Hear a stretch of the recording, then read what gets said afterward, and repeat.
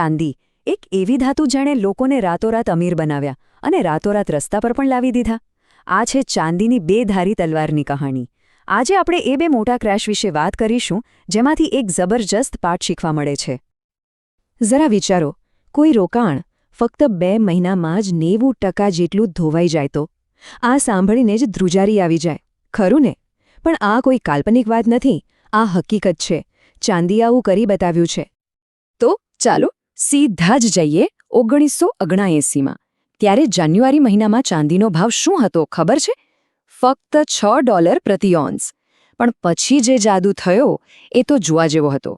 ફક્ત એક જ વર્ષમાં જાન્યુઆરી 1980 આવતા એ જ ચાંદી $50 પર પહોંચી ગઈ. સીધો 8 ગણો ઉછાળો. કોઈ વિશ્વાસ પણ ના કરી શકે. હવે આટલો મોટો ઉછાળો આવ્યો કેવી રીતે? એ સમયે માર્કેટમાં એક જ વાત ગુંજી રહી હતી, અરે ભાઈ, મોંઘવારી આવી રહી છે, ડોલર તો સાવ નબળો પડી ગયો છે, અસલી પૈસો તો ચાંદી જ છે. 1970નો દાયકો જેવો હતો, લોકોનો ડોલર પરથી ભરોસો ઉઠી રહ્યો હતો, એટલે બધાને ચાંદીમાં જ સલામતી દેખાતી હતી. પણ આ બધું એમ જ નહોતું થઈ રહ્યું. આ ઉછાળા પાછળ 2 મોટા ખેલાડીઓ હતા. નામ હતું હન્ટ બ્રધર્સ. તેલના મોટા અબજોપતિ હતા. અને એમણે નક્કી કર્યું કે આપણે ચાંદીના આખા માર્કેટને જ ખરીદી લઈએ. મતલબ કે આખી બાજી પોતાના હાથમાં લઈ લેવાનો પ્લાન હતો. અને આ કામ માટે એમણે એક બહુ જ ખતરનાક હથિયાર વાપર્યું, જેનું નામ છે લેવરેજ. હવે આ લેવરેજ એટલે શું? સમજો કે તમારી પાસે ₹1 છે, પણ તમે ₹10ની વસ્તુ ખરીદવા માંગો છો, તો તમે ₹9 ઉધાર લઈને સોદો કરો છો. આ જ છે લેવરેજ. એટલે કે ઓછા પૈસાથી મોટો દાવ રમવો. અને આ જ વસ્તુએ આખી રમતને એકદમ જોખમી બનાવી દીધી. અને એમનો દાવ કોઈ નાનો સૂનો નહોતો. જાણીને નવાઈ લાગશે કે એક સમયે દુનિયામાં જેટલી પણ ચાંદી હતી, એમાંથી લગભગ 30થી 35%, વિચાર કરો, 30થી 35% ચાંદી તો ફક્ત આ 2 ભાઈઓના કબજામાં હતી. આના પરથી સમજાઈ જાય કે ભાવમાં જે ઉછાળો હતો એ કેટલો બનાવટી હતો. એમણે આખા માર્કેટને એક રીતે બંધક બનાવી લીધું હતું. તો જાન્યુઆરી 1980માં ભાવ $50ની ટોચે પહોંચ્યો. પણ કહેવાય છે ને, જે જેટલી ઝડપથી ઉપર જાય છે એટલી જ ઝડપથી નીચે પણ આવે છે.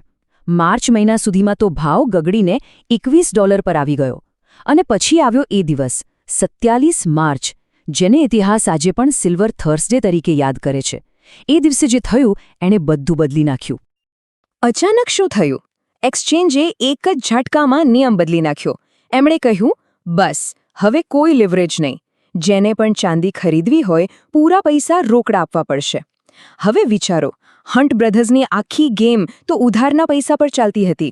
આ એક જ નિયમે એમના પત્તાના મહેલનો પાયો હલાવી દીધો. બસ પછી તો જે ભાગદોડ મચી, જે લોકોએ ઉધાર પર માલ લીધો હતો એ બધાને વેચવા માટે મજબૂર થવું પડ્યું. અને પરિણામ? ફક્ત એક જ દિવસમાં ચાંદી $21થી ગગડીને સીધી $10 પર, મતલબ કે 50%નો કડાકો. અને વાત અહીં પૂરી ન થઈ. 1982 આવતા તો ચાંદી પાછી ત્યાં જ પહોંચી ગઈ જ્યાંથી શરૂઆત થઈ હતી, $6 પર. ટોચ પરથી 90%નું ધોવાણ. સારું, આટલી મોટી ઘટના પછી બધા શું કે, અરે એ તો જૂની વાત થઈ ગઈ, હવે આવું થોડું ફરીથી થાય. પણ શું બજારો ક્યારેક કંઈ શીખે છે? કે પછી ઇતિહાસને પોતાને રિપીટ કરવાની આદત હોય છે?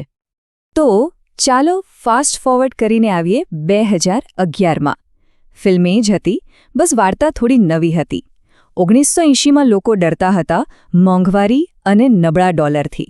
2011માં ડર હતો ક્વોન્ટિટેટિવ ઇઝિંગ અને નબળા ડોલરનો. હવે આ ક્વોન્ટિટેટિવ ઇઝિંગ એટલે બીજું કંઈ નહીં, બસ સરકાર દ્વારા ધડાધડ નોટો છાપવી. ટૂંકમાં કારણ ભલે અલગ લાગતું હોય, પણ મૂળ ડર તો એ જ હતો, ડોલર નબળો પડી જશે. અને થયું પણ એવું જ. જાણે કે 1980નું એક્શન રિપ્લે ચાલી રહ્યું હોય. નવેમ્બર 2008માં જે ચાંદી $9ની હતી એ એપ્રિલ 2011 સુધીમાં ફરીથી $49ની એ જ જૂની ટોચે પહોંચી ગઈ. જાણે કે લોકોને દેજાવું થઈ ગયું હતું અને એ જ ભૂલ ફરીથી દોહરાવાઈ રહી હતી. અને ફિલ્મનો અંત એ પણ સેમ ટુ સેમ. $49ની ટોચ બનાવ્યા પછી 2013 આવતા ચાંદી 70% તૂટી ગઈ. ફરી એકવાર વાર્તા નવી હતી, પણ અંત તો એ જ, એક મોટો ભયંકર ક્રેશ. હવે આજે લોકો શું કહે છે?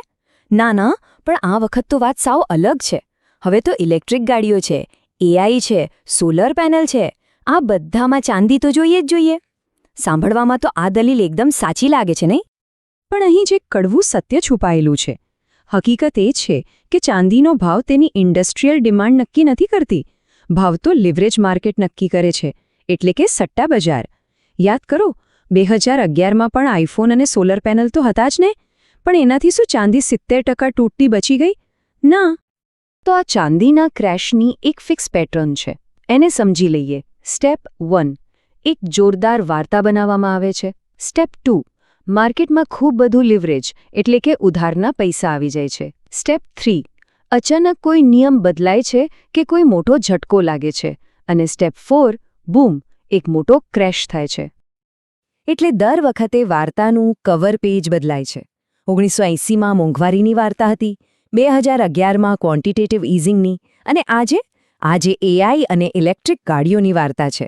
પણ અંદરની કહાણી અને અંત એ તો એનો એ જ રહેશે.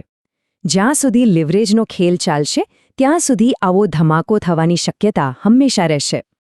તો અંતમાં અસલી સવાલ એ નથી કે ચાંદીનો ભાવ વધશે કે ઘટશે. એ તો કોઈને નથી ખબર.